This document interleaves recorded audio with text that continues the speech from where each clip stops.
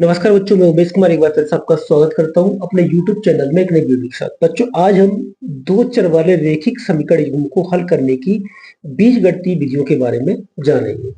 हमारी जो बीजगणितीय विधियां हैं वो आपकी पहली विधि है प्रतिस्थापन विधि। प्रतिस्थापन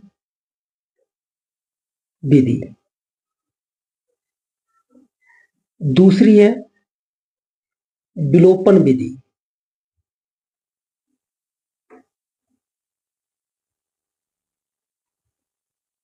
एक तीसरी विधि और होती थी हमारी वज्र गुणन विधि।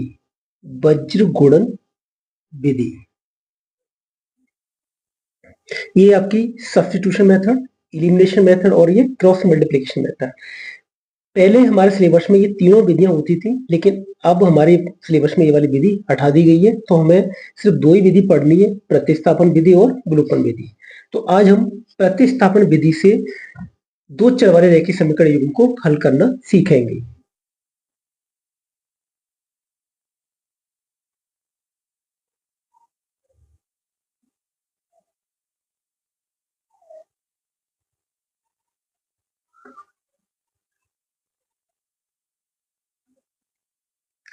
इस विधि को हम एक एग्जाम्पल के द्वारा समझते हैं।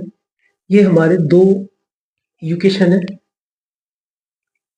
एक x plus 2y equal to -1 और 2x minus 3y equal to 12 यानी 12। इन समीकरण को हम प्रतिस्थापन विधि द्वारा हल करेंगे। इसलिए हम क्या करेंगे, हमारे पास दो इक्वेशन है, इन दोनों इक्वेशन में से हम किसी भी इक्वेशन को ले सकते हैं। इसके लिए हम बिल्कुल फ्री है, चाहे पहले इक्वेशन लें या दूसरा। मान लीजिए हम समीकरण एक ले रहे हैं, तो समीकरण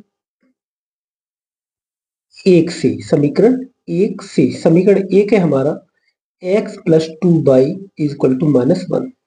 इससे हम या तो x का मान y के पदों में निकालेंगे या y का मान x के पदों में, हम इसमें से किसी एक का मान निकाल लेंगे। मान लीजिए हम इसमें से x का मान निकालते हैं, तो x इक्वल टू हो जाएगा -1।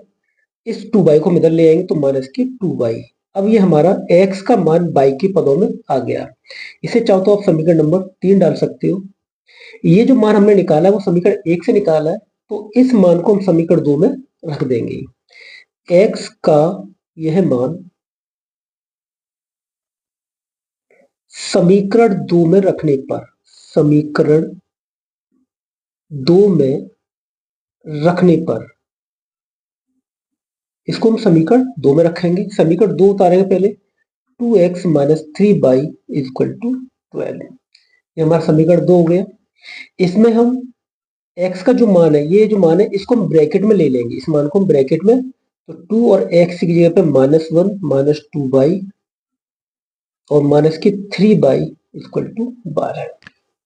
अब इस 2 को इसमें मल्टीप्लाई कर देंगे तो ये माइनस के 2 टू जा 4y माइनस के 3y इक्वल टू 12। अब ये 2 को तो हम इधर ले आएंगे और इन y और y को दोनों को ऐड कर लेंगे, तो ये हो जाएगा आपका माइनस के 7y, ये भी माइनस का, ये माइनस का, 4 और 3 7 हो गया, इक्वल टू 12 प्लस 2, ये हो जाएगा आपका 14। y की वैल्यू हमें फाइंड करनी है, तो y इक्वल टू आ जाएगा 14 अपॉन माइनस का 7। 7 से कट जाएगा, 7 दूनी 14, तो y का जो वैल्यू आएगा वो माइनस का 2। ये माइनस का चिन्ह ऊपर आ जाएगा, तो y इक्वल टू आपका -2। y का जो मान आएगा वो -2 आएगा। अब y का मान हम समीकरण, हमारे पास दो समीकरण, दो इक्वेशन है, इक्वेशन फर्स्ट एंड सेकंड, इनमें से हम किसी भी इक्वेशन में से पुट कर देंगे। मान लीजिए इसे हम समीकरण 1 में पुट करते हैं। y का मान समीकरण 1 में रखने पर, समीकरण 1 में रखने पर, ये हम किसी भी समीकरण में रख सकते हैं, समीकरण 1 में भी रख सकते हैं और समीकरण 2 में भी रख सकते हैं। इसलिए हम फ्री हैं, चाहे 1 में रखें चाहे 2 में, चाहे तो हम 3 में भी रख सकते हैं। तो समीकरण 1 में रखेंगे x plus 2y equal to -1, ये समीकरण 1 है। x प्लस 2, y की वैल्यू हमारे पास -2, y की वैल्यू हमारी कितनी है, -2, यहाँ रख देंगे इक्वल टू -1। तो x माइनस के, ये 2 की जब 4 हो जाएगा इक्वल टू माइनस का 1। x इक्वल टू -1, इसको हम इधर ले आएंगे तो ये आपका प्लस का 4 हो जाएगा, बचेगा 4 में से 1 गया तो 3 बचा, x इक्वल टू आपका 3। तो x का मान 3 और y का मान -2। अब हम ये चेक करेंगे कि हमारे जो मान निकले हैं, जो वैल्यू निकली है, वो सही है या गलत है। तो इसके लिए जांच करेंगे हम, जांच। इसलिए हम क्या करेंगे, हमारे पास दो इक्वेशन है, इन दोनों इक्वेशन में किसी भी इक्वेशन को हम ले सकते हैं। मान लीजिए हम इक्वेशन सेकंड को ले रहे हैं, समीकरण 2। ये है आपका 2x माइनस के 3y इज इक्वल टू 12। इसमें हम x और y की वैल्यू पुट करेंगे, और x और y की वैल्यू पुट करने पर अगर ये वाली साइड इसके इक्वल आ रही है तो हमारा जो मान है, वैल्यू, वो सही है। तो हम इसमें वैल्यू पुट करते हैं। 2x की वैल्यू हमारे पास 3 माइनस 3 और y की वैल्यू -2। ये हो जाएगा 6 minus minus plus 6 equal to 12। यानी हमारी दोनों साइड बराबर आ रही है। ये भी 12 12 की इक्वल टू है, यानी ये इसके इक्वल है। इसका मतलब हमारे जो आंसर्स निकले हैं वो सही है। एक और एग्जाम्पल लेके इसे समझते हैं, इस मेथड को अच्छी तरह समझते हैं। हमारे पास दो इक्वेशन दे रहा है, दोनों इक्वेशन में से हम किसी भी इक्वेशन को लेके सॉल्व कर सकते हैं। तो हम पहले समीकरण 1 ले रहे हैं। समीकरण 1 से समीकरण 1 पहले उसको उतारेंगे, हो जाएगा 4x माइनस के 5y इक्वल टू 4। मैंने आपको बताया था इसमें से हम या तो x की वैल्यू फाइंड कर लें या y की, हम किसी की वैल्यू निकाल सकते हैं। इसके लिए बिल्कुल फ्री है, चाहे x की वैल्यू y के टर्म में निकालें या y की वैल्यू x के टर्म में फाइंड करें। तो अभी हमने x की वैल्यू फाइंड करी थी, और इसमें हम y की वैल्यू फाइंड करने की कोशिश करेंगे। तो y की वैल्यू फाइंड करेंगे तो हम क्या करेंगे, 4x, ये माइनस का तो हम इसको इधर ले आ रहे हैं तो ये प्लस का हो जाएगा, इसको इधर ले आएंगे तो ये 4 इज इक्वल टू 5y हो जाएगा। तो y आपका हो जाएगा 4x माइनस का 4 अपॉन 5। ये आपका y की वैल्यू फाइंड होगी। अब y की वैल्यू को हम क्या करेंगे, समीकरण 2 में रखेंगे। y का मान समीकरण 2 में रखने पर, समीकरण 2 में रखने पर, समीकरण 2 में हम रखेंगे, समीकरण 2 है हमारा x माइनस के y equal to 2। x minus y की जगह पे हम मान रखेंगे, इसको हम ब्रैकेट में लेंगे। y की जो वैल्यू रखते हैं, जिसकी भी x या y की, वो हमेशा ब्रैकेट में लेके ही रखेंगे, जिससे हमारे मिस्टेक होने के चांस कम रहते हैं। अब हम इसको फ्रैक्शन लेके सॉल्व कर लेंगे। 5 फ्रैक्शन यानी 5x माइनस, इस माइनस का ब्रैकेट मल्टीप्लाई करेंगे तो ये हो जाएगा 4x और प्लस का 4 इक्वल टू 2। 5x में से 4x गई तो x बचेगा, x प्लस के 4 अपॉन 5 इक्वल टू 2। इसका क्रॉस मल्टीप्लाई करेंगे तो ये यहाँ पहुंच जाएगा, तो x प्लस का 4 इक्वल टू 5 टू जा 10। x की वैल्यू फाइंड करनी है हमें, तो x इक्वल टू 10 माइनस का 4 equal to 6 and x equal to आपका हो जाएगा 6। x की वैल्यू 6 आ गई। और x की वैल्यू हम इक्वेशन फर्स्ट या सेकंड में किसी में भी पुट कर सकते हैं, इसके लिए हम फ्री है। तो x का मान हम समीकरण 2 में रखेंगे, समीकरण 2 में रखने पर, मैंने बताया था आपको, हम इसे समीकरण 1 या 2 किसी में भी रख सकते हैं, इसके लिए आप फ्री है, कोई टेंशन नहीं है। समीकरण 2 आपका x माइनस के y इक्वल टू 2, 6 माइनस के y इक्वल टू 2, तो ये हो जाएगा आपका 6 माइनस 2 इक्वल टू y, यानी y इक्वल टू आप 6 माइनस 2 गया तो 4 बचा, तो y की वैल्यू आपकी आ गई 4। x की 6 और y की 4। चेक करके देखते हैं हमारे जो वैल्यूज आई है वो सही है या गलत। जांच, हम ये जांच करके भी, चेक करके भी देख सकते हैं कि हमारी जो इक्वेशन से जो वैल्यू निकली है x और y की, वो सही है या गलत है। तो हम इसमें समीकरण 1 ले रहे हैं। समीकरण 1 से समीकरण 1 हमारा 4x माइनस के 5y इक्वल टू 4। तरीका वही है, x और y की वैल्यू यहाँ पुट करेंगे, अगर ये वैल्यू इसकी इक्वल आ रही है तो हमारे दोनों मान सही है।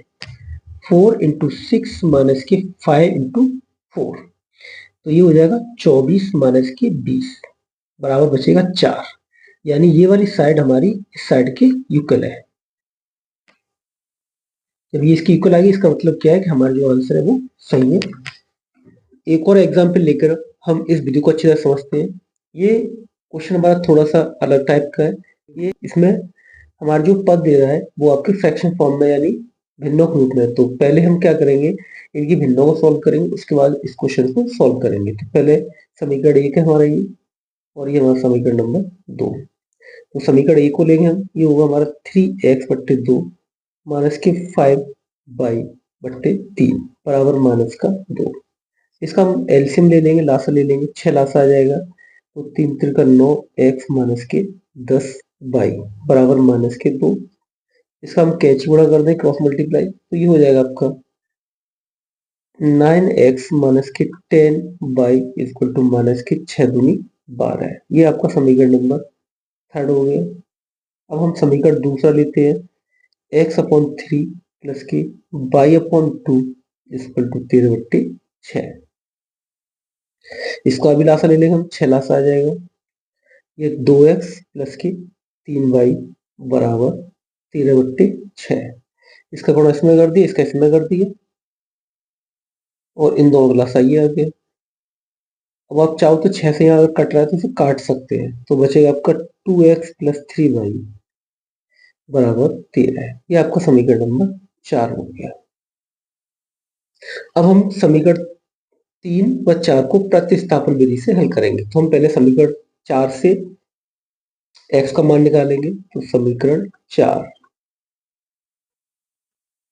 से समीकरण 4 से हम x का मान निकालेंगे। समीकरण 4 हमारा ये है 2x plus 3y equal to 13।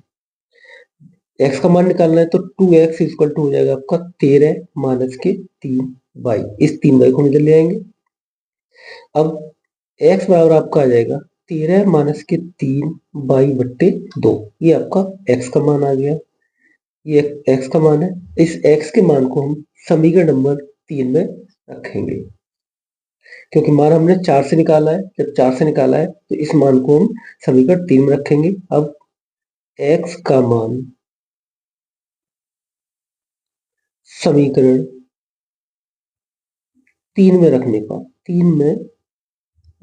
पर समीकरण 3 है हमारा 9x माइनस के 10y बराबर माइनस के 12। 9 x का मान हम रखेंगे यहाँ 13 माइनस के 3y/2 और माइनस के 10y बराबर माइनस के 12 है। अब आपको ये भिन्न बन गया। इसका हम लासा ले लेंगे। इन दोनों का लासा 2 आ जाएगा। 9 और ये 13 माइनस के 3y ऐसे ही रहेगा। माइनस के 2 का गुणा 10 में करें, 2 हम 20y बराबर माइनस के 12। इस 9 अंदर गुणा कर देंगे। 13 निम्मा 117 माइनस के होती है 27y माइनस के 20y बराबर हो जाएगा ये माइनस के 12 दूनी 24। ये कैंची गुणा करके यहाँ पहुंच जाएगा। ये दोनों माइनस माइनस के इनको हम जोड़ लेंगे और 117 को उधर पहुंचा देंगे, तो माइनस का ही हो जाएगा 47y बराबर माइनस के 24 और माइनस के 117 बराबर। इनको जोड़ ऐड कर लेंगे यानी जोड़ लेंगे। जब इनको जोड़ेंगे तो 4 और 7 11, 2 3 और 1 4 माइनस 141 माइनस के 47 बाई का मान निकालना है तो बाई बराबर हो जाएगा माइनस 141 बट्टे माइनस 47। माइनस से माइनस कट जाएगा। 47 का इसमें भाग देंगे। 47 का भाग 141 में देंगे तो इससे आपको ये 3 बार कट जाएगा, यानी बाई बराबर आपका आ जाएगा 3। बाई का मान 3 आ गया। बाई का मान हम समीकरण 3 या 4 किसी एक में रख देंगे तो इससे हमारा एक्स का मान निकल आएगा। तो समीकरण 4 में बाई का मान रखने पर